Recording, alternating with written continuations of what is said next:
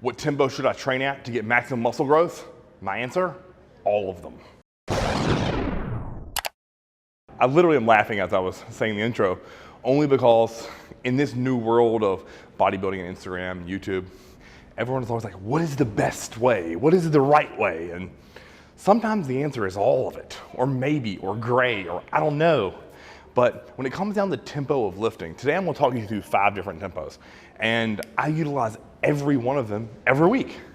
And to me, very similar to, if you think about like progressive overload versus volume versus pump training, I build all of that into the course of my week.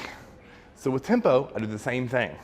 I'm not married to one specific tempo. If I trained every lift at every tempo, the same time, every time, I'd be bored out of my freaking mind. Because there's some exercises I like to slow down a little bit, some I like to pause, some I like to speed up, some I like to change week to week. So let's sit down here on the incline dumbbell press and I'm gonna talk through each one of these. All right, so I have these massive 25-pound dumbbells for a demonstration. So what I'm gonna start with is my regular, what I would consider my normal tempo, or that I do on most lifts. So kick them back here, I'm gonna drop up, and then control here and up. This is what I would consider my normal tempo.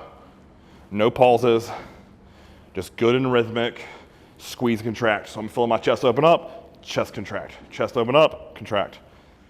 Just like that. This is what I consider my normal tempo that I would do on most every exercise. That is the most basic, right? And the reason I like that, it's very controlled. I'm not pausing at the bottom or the top. I am literally doing a constant rate of motion there. It's not explosive, it's not slow, but it's deliberate. And if someone asks me what my lifting style is, or rep tempo, I would just say deliberate. I'm not explosive, like that's what I'm gonna show you next. That's how I trained as an athlete when I played football. Or when we do like explosive lifting that John's taught us to do for say squats or deadlifts or bench press or incline barbell press, or even like a dumbbell row where we rip it off the ground explosively trying to recruit as many muscle fibers as humanly possible. That's a way different tempo. And that's what we're gonna get into next. But with this, what I wanna think about is constant rate of motion. And if you look at that, if I'm counting, that's probably what, a 2 positive, less than a second in the bottom, and then a 2-second positive. So tempo, overall, if I had an overarching one, I would choose this one. Now, let's get into the next one. It's gonna be explosive. So what we're gonna do here is control the negative down, and then I'm gonna try to throw these dumbbells through the ceiling and generating as much force as possible. So let's show that. Kick them back, start at the bottom. Now, from here, I'm locked in, ram up. If you notice, my shoulders will even jump off the bench. Now control down, and then ram. So they hit the bottom, it's explode up. There, with explosive reps, I like to really control the negative, and then I'm thinking about generating force. With these, if I think about a spring, right? I'm pressing down, I'm making that coil shorter and get more force production. And when I reach that bottom, I'm gonna rip my hand off and it's gonna explode up. That's what I think about with explosive reps. If you don't come from an athletic background, if you don't have a lot of explosive muscle fiber, this is gonna be a very hard technique for you to grasp, because I've trained plenty of people who I've worked with who actually end up being great bodybuilders, but they don't have explosive muscle, meaning they don't know how to recruit and really drive weight and produce force. So if you aren't good at that, if you don't come from an athletic background and can't really learn how to like really drive off of a position, this is gonna be a hard technique for you to do. With explosive reps, I like to keep those down. So I'm never gonna do above 8 explosive reps. It's more gonna be in that 5 to 6 range. So if I'm ripping deadlifts on the floor like that, if I'm doing squats that way, bench press, incline barbell press, I'm gonna stay in that 5 to 6 rep range. Again, control that negative, no pause in the hold, but as soon as I reach the bottom to get that stretch reflex, I'm trying to think about throw that weight away from my body as fast as possible. So that's an explosive tempo. I would never do this first, meaning coming to the gym cold. Never. This would be second or third all day long in rotation, no matter if it's, like I said, for squats or deadlifts or bench press, wouldn't matter. This is gonna be at the soonest second in rotation once I'm fully warm, have a good sweat going, have a good pump. All right, next thing, slow negatives. Trying to think of some examples that I really love on this. Hack squat, leg press, I absolutely love. I even like these on a incline dumbbell press that we're gonna show you. This is an absolute favorite of mine, so let's just show that down. Kick up. Now, do I count negatives? Absolutely not. I'm just doing super controlled. Here, control, control, control. Feel that chest stretch. When I get here, press up, squeeze my chest, come down.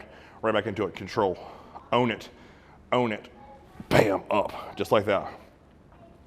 Own every inch of that motion, feel the tension build, and then up, just like that, slow negative.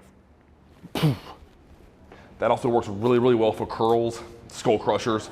There's not an exercise out there, in my opinion, that this wouldn't be effective at. If you have a really hard time connecting with your muscle tissue, I recommend this one all day long. Slowing these negatives down. If you've watched a lot of my back off sets that we do on the channel, I really slow the negative down. I'll even add some pauses in, which we'll show in a couple different tempos later. But I really have to control that negative, feel every inch, right? As we talk about many times, I want to really own every inch of that muscle tissue, and to me, slower negatives are the way to do that. Now, are they challenging? Do they increase the time under tension? Of course, it makes the set longer.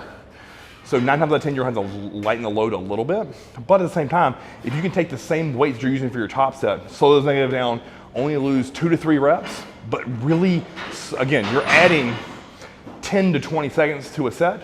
Tell me which one you think you're going to grow better under. This makes sense, right? Common sense, logic again. All right, next, slow positives. Now, of all of these tempos, I probably do this the least. There's a really old Milos video of him on the Fit Show doing these on a hack squat and just crushing people's soul. So let me show you what that was like. So with this, normal negative, and then we're going up, I want to be as slow as possible. 1, 2, 3, 4, 5. Now back down, control, control, control, control, squeeze my chest.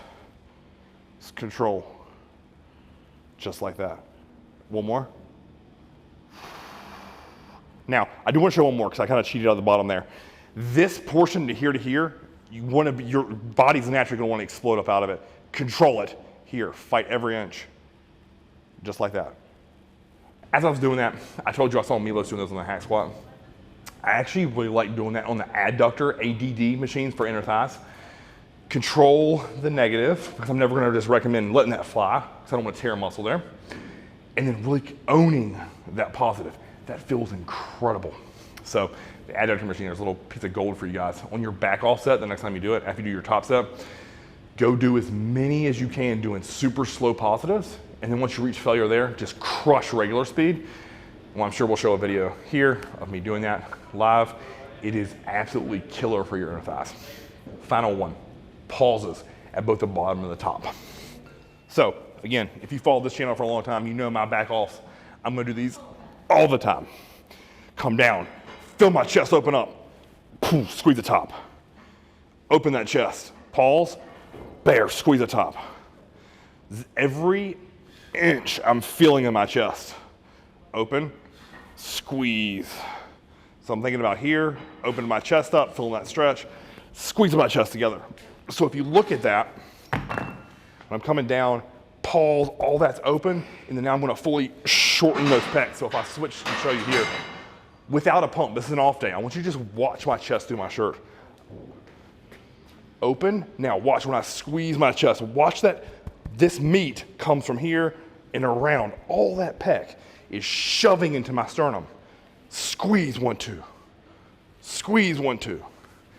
That's what I'm thinking about with those pauses. So I like that style for all my back offs. It just feels great.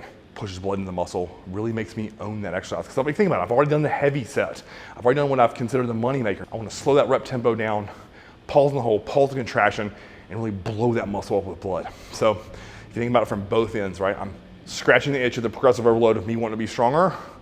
And then the second set is gonna be me coming back and being like a bodybuilder and just crushing the muscle for pump. So if you look at every single one of those tempos, guys, all 5 of them, they can be built into your program. They can be built into every single workout. So the answer is, which one is the best? I'm gonna say all of them.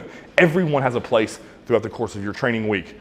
So if you have any questions, post them below. I'll tell you like, hey Chris, like if I'm squatting, when would you do explosive? I can write that out for you. Hey Chris, when should I do explosive incline barbell press? Well, if you follow this channel, you know some weeks I do super explosive, low rep range on incline barbell. Other weeks I'm hitting reps. Other weeks I'm hitting pauses. I like to mix that up. And the reason I like to mix that up is it keeps my chest always getting pumped.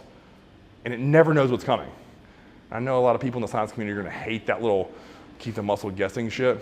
But honestly, if I look forward to training, and I can think about building each one of those different rep tempos up in weight, my chest has always grown and gotten bigger and better. And if you don't believe it, here's an example. If you liked the video, like, share, and subscribe. Until next time, Chris TV.